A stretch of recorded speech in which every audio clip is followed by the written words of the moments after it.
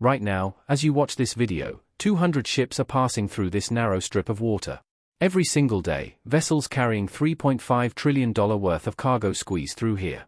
If this waterway were closed for just one week, the global economy would collapse. Gas prices would skyrocket. Your iPhone? Delayed by months. That PlayStation you ordered? Forget about it. And here's the crazy part. This entire choke point? It's controlled by one country that most people barely think about. Welcome to Malaysia. This is the Strait of Malacca, a 550-mile-long waterway between Malaysia and Indonesia. To most people, it's just another body of water. But to the global economy? It's the most important shipping lane on planet Earth. Let me put this in perspective. 40% of the world's trade passes through here, over 90,000 vessels every single year. That's one ship every 6 minutes more traffic than the Suez Canal and the Panama Canal combined. Every day, oil tankers from the Middle East, container ships from China, and cargo vessels from around the world must pass through Malaysian waters to reach their destinations. But here's what makes this strait absolutely critical. At its narrowest point, the Phillips Channel, it's only 1.5 miles wide. That's narrower than many rivers. Imagine 40% of the world's trade squeezed through a space so narrow you could almost see across it. Why? Because there's literally no other choice. The alternative? Ships would have to sail around Australia, adding 7 extra days and millions of dollars in fuel costs. For a single large container ship, that's an extra $350,000 in fuel alone. Multiply that by 90,000 ships per year, and you're looking at over $31 billion in additional costs to the global economy. For the shipping industry, that's not just inconvenient. It's economically impossible. Now here's the fascinating part. This isn't new. The Strait of Malacca has been one of the world's most important trade routes for over 2,000 years. Ancient Chinese traders used it. Arab merchants controlled it. The Portuguese fought wars over it in the 1500s. The Dutch took it from them. The British made it the cornerstone of their empire. Every major power in history has understood one simple truth: control the Strait of Malacca, and you control access between the Indian Ocean and the Pacific Ocean. Control that, and you control global trade. Malaysia didn't build this strategic advantage. Geography gave it to them. But what did they do with it? That's where the real story begins. Most countries with strategic waterways make one of two mistakes. They either overexploit it with massive taxes and fees, or they underinvest and let pirates and smugglers take over. Malaysia did neither. Instead, they built one of the world's most efficient port systems. Port Klang, Malaysia's largest port, is now the 12th busiest port in the entire world, handling over 13 million containers annually. But here's what's genius: Malaysia didn't just focus on the strait itself. They built an entire ecosystem around it. First, world-class port infrastructure. Deep water ports that can handle the largest container ships, vessels carrying 20,000-plus containers. Advanced logistics systems with automated cranes and AI-powered traffic management. 24/7 operations with some of the fastest turnaround times in Asia. Strategic partnerships with global shipping giants like Maersk and CMA-CGM. Second, naval security.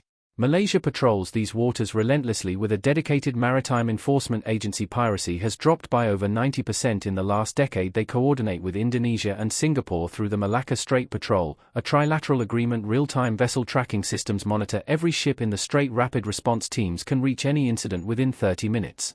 Think about that. In the most congested shipping lane on Earth, Malaysia has made it one of the safest. That's not luck. That's strategic investment. Third, free trade zones and business incentives. Companies can store goods with minimal taxes, easy customs procedures, some shipments clear in under 2 hours, fast processing times that beat most competitors. Special economic zones like the Iskandar Malaysia project, larger than Singapore itself. Fourth, digital infrastructure. Malaysia was one of the first countries to digitize port operations. The Port Klang Authority uses blockchain for documentation, real-time tracking for every container. This isn't just about efficiency, it's about trust and transparency. The result? Countries around the world trust Malaysia with their cargo. And trust in global trade? That's worth more than gold. But here's what most people miss: Malaysia doesn't just facilitate trade through the strait. They've positioned themselves as the hub for trade in Southeast Asia. When companies want to distribute products across Asia, they don't ship directly to every country. They ship to Malaysia, store it in free trade zones, and then redistribute. This model has made Malaysia the Amazon warehouse of Asia. And the numbers prove it. Malaysia's logistics sector contributes over $40 billion to the economy annually and employs nearly 2 million people. But controlling a shipping lane is just the beginning. Malaysia has another ace up its sleeve, and this one is even more critical in 2025. Semiconductors. That chip in your phone? There's a 50% chance it passed through Malaysia. Your laptop? Same story. That new car with all the sensors and computers? You guessed it. Even that smart refrigerator you didn't ask for but somehow ended up with? Malaysia touched it. Malaysia is one of the world's top 7 exporters of semiconductors. Companies like Intel, AMD, Infineon, Texas Instruments, and NXP have massive operations here. In fact, 13% of global semiconductor testing and assembly happens in Malaysia. They are the 4th largest exporter of integrated circuits globally. Over 50 major semiconductor companies operate in Malaysia. The industry employs over 500,000 Malaysians. It generates over $65 billion in exports annually. But here's what's really interesting: Malaysia doesn't manufacture the chips themselves. Taiwan and South Korea do that. What Malaysia does is the back-end work, testing, packaging, and assembly. Think of it like this: Taiwan makes the raw chip. But before it can go into your iPhone, someone needs to test it, package it, connect it to other components, and prepare it for shipping. That's where Malaysia comes in. Why Malaysia? For critical reasons. 1. Strategic location, right in the middle of Asia's tech manufacturing belt. You can ship raw chips from Taiwan or South Korea, process them in Malaysia, and then distribute them to assembly plants in China, Vietnam, or Thailand. Everything is within 2 to 3 days of shipping. TWO, skilled workforce. Malaysia invested heavily in STEM education starting in the 1990s. The government created specialized technical universities, partnered with companies like Intel to develop training programs, and offered scholarships for engineering students. Today, Malaysia produces over 40,000 engineering graduates every year. 3. Political stability. Unlike some of their neighbors, Malaysia has maintained consistent, business-friendly policies for decades. No sudden nationalizations, no arbitrary shutdowns, no unexpected regulatory changes that tank investments overnight. 4. Infrastructure. Malaysia built industrial parks specifically designed for semiconductor manufacturing. These aren't just buildings, they're ecosystems with reliable power, advanced cooling systems, clean rooms, and direct access to ports and airports. And here's what most people don't realize: in the current US-China tech war, Malaysia has become the neutral ground. American companies that want to diversify away from China? They're moving to Malaysia. Intel just announced a $7 billion expansion in Penang. AMD is doubling its operations. Texas Instruments is building new facilities. Chinese companies that want to avoid US sanctions? They're expanding in Malaysia, too. Chinese semiconductor firms have invested billions in Malaysian operations. Malaysia isn't just watching the great power competition. They're profiting from it. But here's the strategic brilliance: Malaysia made itself indispensable to both sides. The US can't cut them off without hurting American tech companies. China can't pressure them without damaging Chinese supply chains. This is what I call strategic ambiguity at its finest. And in the semiconductor industry, where supply chains are everything, Malaysia's position is virtually unassailable. There's one more piece to this puzzle, and it's hiding in plain sight: palm oil. You probably use palm oil today without even knowing it. Check your bathroom cabinet. Check your kitchen pantry. Check your garage. It's everywhere. It's in your shampoo, your cookies, your pizza dough, your lipstick, and yes, even your healthy granola bars. That vegetable oil in your instant noodles? Usually palm oil. That soap you're using? Palm oil. Your chocolate bar? Palm oil helps give it that smooth texture. Malaysia and Indonesia together produce 85% of the world's palm oil. Malaysia alone accounts for about 39% of global exports, roughly 19 million tons per year. To put that in perspective, that's enough palm oil to fill 380,000 Olympic swimming pools. Every single year. That's not just food. Palm oil is in over 50% of packaged supermarket products, cosmetics and personal care items, cleaning products, biofuels powering vehicles across Europe, industrial lubricants, pharmaceuticals, even in the production of plastics. Palm oil is everywhere, and Malaysia controls a massive share of the supply. The palm oil industry brings Malaysia over $10 billion annually in direct revenue. But the real number? When you include processing, transportation, retail, and related industries, it's closer to $30 billion and supports millions of jobs. Now here's why palm oil is so dominant: it's the most efficient vegetable oil on the planet. Palm oil produces 10 times more oil per hectare than soybeans. It needs 9 times less land than sunflower oil for the same output. It's 6 times more efficient than rapeseed, and it grows year-round in tropical climates. This efficiency makes palm oil irreplaceable for many industries. Sure, you could use alternatives. But you'd need 10 times more farmland. Think about the environmental impact of that. But here's where it gets controversial: palm oil expansion has been linked to deforestation, habitat loss, and carbon emissions. Environmental groups have been campaigning against it for years. Malaysia's response? They didn't just defend themselves. They went on the offensive with a two-pronged strategy. First, the Malaysian Sustainable Palm Oil (MSPO) certification. Mandatory for all palm oil producers in Malaysia, requires zero deforestation practices, monitors labor conditions, tracks supply chains from plantation to export. Second, political leverage. When the EU tried to phase out palm oil in biofuels, Malaysia threatened trade retaliation. When companies boycotted palm oil, Malaysia pointed out the environmental cost of alternatives. They formed alliances with other tropical countries. They challenged discriminatory trade policies at the WTO. And here's the strategic part: palm oil isn't just about money. It's about leverage. When Malaysia threatened to cut palm oil exports to the European Union over what they called discriminatory environmental regulations, the EU backed down and created exemptions. When India, Malaysia's largest palm oil customer, tried to restrict imports over political disagreements, Malaysia started talking to China about increasing palm oil exports, and suddenly India reconsidered. This is soft power in action. Malaysia turned a commodity into a geopolitical weapon.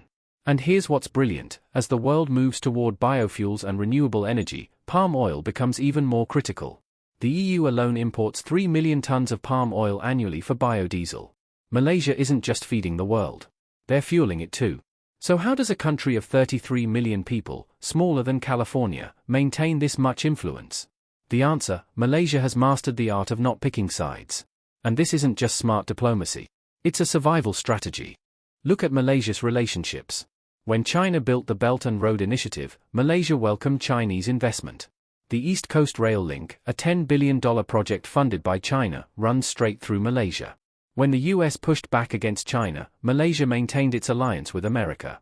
They conduct joint military exercises, share intelligence, and Malaysia is one of the US's largest trading partners in Southeast Asia. When Russia invaded Ukraine, Malaysia stayed neutral. They didn't impose sanctions, but they also didn't support the invasion. They abstained from UN votes while calling for peace.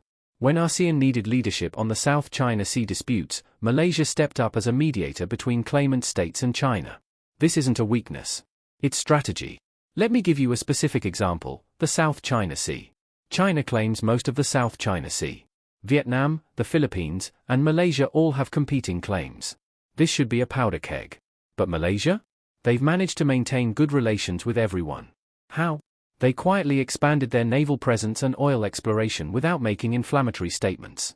When China's Coast Guard entered Malaysian waters, Malaysia responded with naval patrols but avoided public confrontation. When the US offered to send ships in support, Malaysia politely declined. The result? Malaysia extracts billions in oil and gas from disputed waters, and nobody does anything about it because nobody wants to escalate. Another example: technology and 5G. While the US banned Huawei and pressured allies to do the same, Malaysia allowed Huawei to participate in its 5G rollout alongside Western companies like Ericsson and Nokia. They didn't pick sides, they created a hybrid system. The US wasn't happy, but Malaysia's argument was simple: we're a sovereign nation making decisions based on our interests, not geopolitics. And you know what? The US couldn't really push back because Malaysia is too important to alienate. Malaysia knows something that bigger, louder countries often forget: in a multipolar world, the kingmaker has more power than the king. They don't need to be the biggest economy. They just need to be the bridge between the biggest economies. Need access to Southeast Asian markets? Talk to Malaysia, they're the ASEAN coordinator. Want to avoid the South China Sea tensions? Use the Strait of Malacca and Malaysian ports. Looking for a stable, moderate Muslim-majority country for partnerships? Malaysia's your answer. Need a neutral ground for talks between rival nations? Kuala Lumpur has hosted negotiations from Israeli-Palestinian talks to US-North Korea preliminaries. This positioning has made Malaysia indispensable. But there's another layer to this: Malaysia's demographic diversity. Malaysia is 61% Muslim, 20% Buddhist, 9% Christian, 6% Hindu, with Chinese, Indian, and indigenous communities all playing major roles in society. This diversity is actually a strategic asset. When Malaysia negotiates with the Middle East, they highlight their Islamic identity. When dealing with China, they emphasize their ethnic Chinese population. When working with India, they point to their Indian community. When engaging with the West, they showcase their multicultural democracy. This isn't being two-faced. It's understanding that in diplomacy, finding common ground matters more than ideological purity. And the numbers prove this strategy works. Malaysia has free trade agreements with 15 countries, is part of ASEAN, the CPTPP, and has managed to attract over $250 billion in foreign direct investment over the past decade, consistently ranking among the top destinations in Southeast Asia. Now, it's not all smooth sailing. Malaysia faces real, serious challenges that could undermine everything they've built. First, environmental pressure and climate change. Palm oil production is linked to deforestation. Malaysia lost over 5 million hectares of forest between 2001 and 2020. International scrutiny is increasing, with major brands committing to deforestation-free supply chains. Climate change threatens coastal infrastructure and port facilities. Rising sea levels could impact the Strait of Malacca itself. They're being forced to balance economic growth with environmental sustainability. The question is, can Malaysia transition to sustainable practices without destroying its economy? The MSPO certification is a start, but critics say it doesn't go far enough. Second, political instability and governance concerns. Malaysia has had multiple government changes in recent years. For prime ministers between 2018 and 2022, the 1MDB scandal, where over $4.5 billion was stolen from a government investment fund, damaged international trust and led to criminal charges against former Prime Minister Najib Razak. Corruption remains a persistent problem, ranking 61st out of 180 countries on the Corruption Perceptions Index. Ethnic and religious tensions occasionally flare up. Need for political reforms and stronger institutions. Investors hate uncertainty. If Malaysia can't stabilize its political system, companies will look elsewhere. And there are plenty of alternatives eager to take Malaysia's place. Third, regional competition is intensifying. Singapore continues to innovate and remains the premier financial hub. Indonesia is rapidly developing and has 10 times Malaysia's population. Thailand is attracting manufacturing with new incentives. Vietnam has become the darling of companies leaving China. Even Bangladesh and Cambodia are competing for low-cost manufacturing. Malaysia can't compete on cost anymore. Their wages are higher than those of most neighbors. So they need to compete on value, innovation, and strategic positioning. Fourth, the middle-income trap. Malaysia has been classified as an upper-middle-income country for years, but hasn't broken through to high-income status. South Korea and Taiwan made this leap. Malaysia hasn't, yet. Why? Several factors. Reliance on commodity exports rather than high-value manufacturing. Brain drain. Many of Malaysia's best and brightest leave for Singapore, Australia, or Western countries. Education system that produces quantity but sometimes lacks quality. Productivity growth has stagnated. Fifth, demographic challenges. Malaysia's population is aging faster than expected. Birth rates are declining, now at 1.7 children per woman, below replacement level. The workforce could start shrinking by the 2040s without immigration, but immigration is politically sensitive due to ethnic balance concerns. Sixth, technology disruption. Automation threatens low-skilled jobs in manufacturing and logistics. The semiconductor industry is consolidating, smaller players are being squeezed out. Electric vehicles could reduce global oil demand, affecting petroleum-related trade through the Strait. Digital currencies and blockchain could disrupt traditional trade, finance and logistics. These aren't hypothetical problems. They're happening right now. But here's what's fascinating. Despite these challenges, Malaysia's strategic advantages aren't going anywhere. The Strait of Malacca isn't moving. Climate change might raise sea levels, but it won't create an alternative route. The semiconductor fabs are already built and represent tens of billions in sunk costs.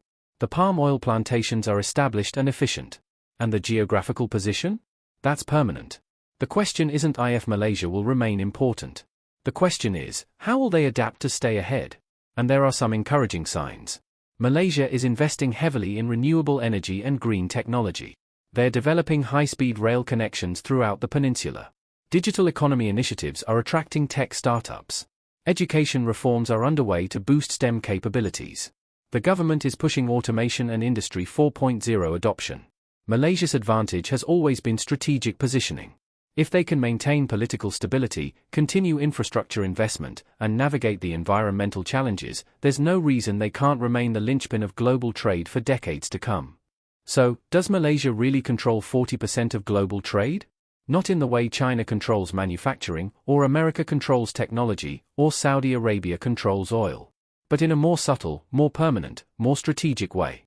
Malaysia controls the choke point. The strait that can't be avoided. The resources that can't be replaced quickly.